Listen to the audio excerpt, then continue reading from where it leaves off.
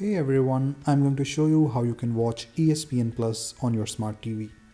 So you can open your Google Play Store on your smart TV and then you can install the ESPN application on your Google Play Store. So to install the ESPN, you can simply go to the search bar on the top right corner and you can type in ESPN.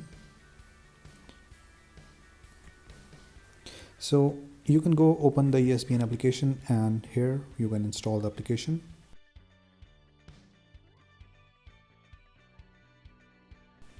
So after the application is installed, you can open the app.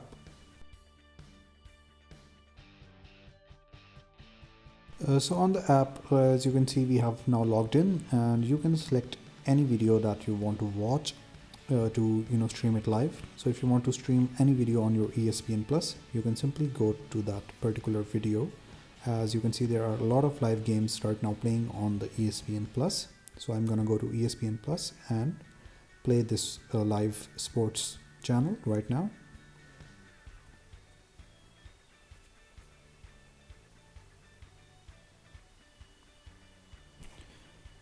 And the game is now streaming.